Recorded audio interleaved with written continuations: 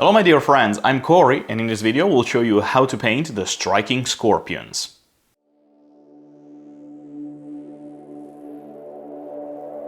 So my dear friends, new video tutorial, and this time I will show you, as I said on the intro of this video, the aspect warriors called striking scorpion. The striking scorpion are surprisingly easy to paint due to the fact that their entire armor is completely green, except for some details that are yellow and other parts that are black. But beside this, it's pretty easy to paint them. And the cool thing is that Games Workshop have recently released a new plastic kit for the striking scorpion that I actually bought back then when it came out with the new Kill Team box set with the Space Marines.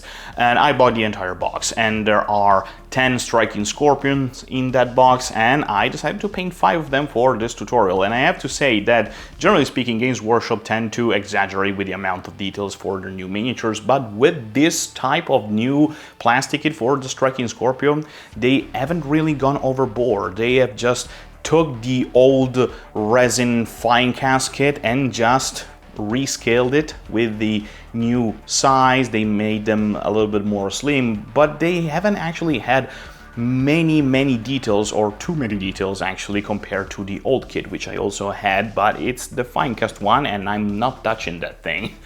So I painted the striking scorpion, and I have to say that they're pretty fun. Generally, I see people getting really kind of scared because green, it's not actually a very easy color to work with, but if you follow this tutorial step by step, I think it's pretty easy to paint them. At least you are going to obtain what is, in my opinion, a pretty good and acceptable result. So my dear friends, let's go to the hobby table so that I can show you how to paint the striking scorpions. And if you're curious on what paints I have used, all of the paints that I've used in this tutorial are down in the description, so go check them out. Let us begin. As always, the first step for every miniature painting project is to prime the models. To save some time and speed up the painting process, I decided to prime the models in green. This way, I managed to prime and base coat the miniatures in a single step. Of course, you don't have to buy a green primer specifically for these miniatures. A simple white or gray primer followed by a bright green base coat will be more than enough. Just remember to thin down your paints when base coating your model to ensure a smooth coverage. The next step is to dry brush the model. By mixing a little bit of white with a starting bright green color, I use a soft makeup brush to dry brush the entire miniature. This acts as an edge highlight that enhances the overall look of the model, making it appear more realistic. To increase the light and dark contrast of the model further, we need to wash it. By thinning down a green wash with some water, I then painted the entire model, being careful not to exaggerate with the amount of wash pooling in the recesses of the miniature. This will recreate the illusion of shadows, making the minis look more realistic.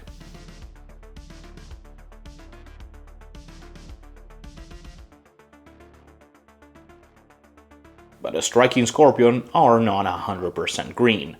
Other parts of the models need to be base coated, starting with the pouches on the side of the model's waist and the belt. These beads are going to be painted in brown.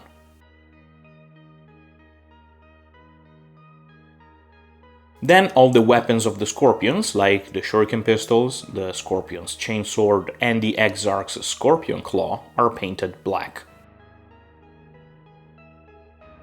I've also painted the tubes connected to the weapons and all the other decorative parts, like the helm's face mask.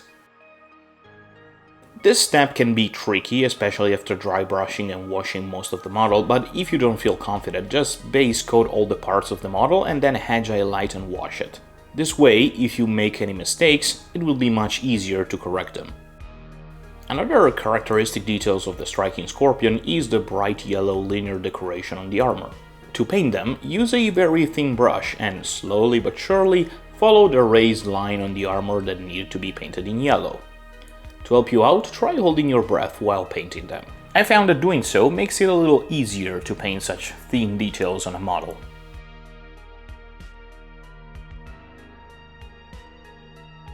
The last parts that need to be base coated are the metallic details and decoration of the weapons and the armor. The first metallic color is silver, which you use to paint the chainsword teeth.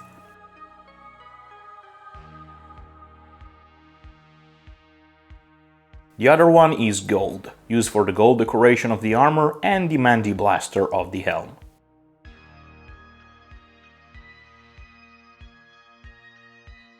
I also decided to paint the gem of the armor in blue and the lenses of the helm in red. It's not necessary to do this step at this specific moment. You can paint the gem and lenses in the end of the painting process, but I prefer to paint them right now. It's up to you to decide the right moment. As an extra step, you could also paint the bottom or top part of the gem in a brighter version of the base color to then add a small white dot on the top right or left corner to make them look more realistic. But this is totally optional.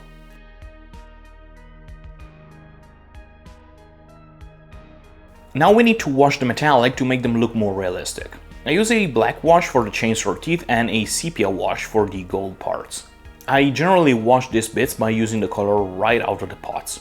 Again, try not to exaggerate with the amount of wash you use.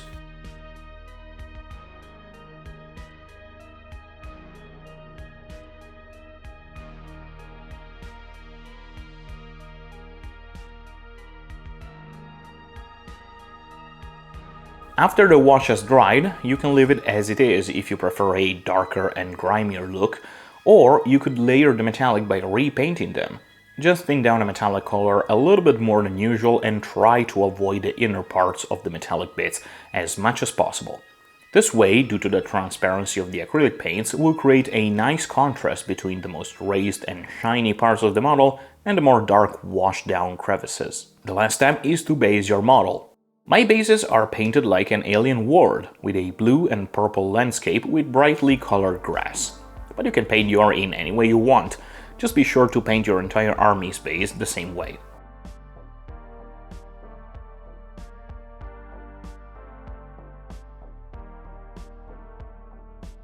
And after a coat of transparent matte varnish, our striking scorpions are ready to be deployed on the battlefield.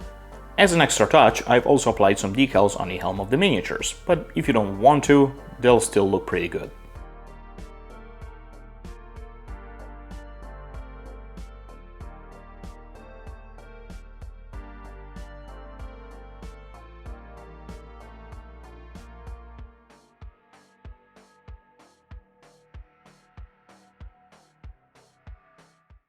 So my dear friends, this was the tutorial on how to paint the striking scorpions. I hope you'll find it useful. Let me know down in the comments what you think about it, and if you have already painted some striking scorpions, what method you use. What is your step-by-step tutorial or way to paint the striking scorpion? I'm curious to know. If you like this video, well, leave a like and subscribe if you want to see more videos in the future, and also I suggest you go down in the description because I left all of the paint that I've used in this tutorial there, so if you're curious on what kind of specifically type of paints I have used, you can check them out there. And there are also a couple of links, one for my Instagram, the other one is my Patreon if you want to support me, which you don't have to, and also a link for one of my favorite YouTubers when talking about the Aspect Warrior, which is Proxy Hammer. Whatever I'm wondering how to use the miniatures that I painted in a more competitive way on the tabletop, I always check Proxy Hammer's videos. He talked about the Aeldari, and there is also a video that he did in which he ranks all of the various Aeldari Aspect Warriors. I will leave the link of that video down in the description, so go check it out. So my dear friends, this is the end of the video. I'm Corey, and I hope to see you the next time. Ciao, ciao.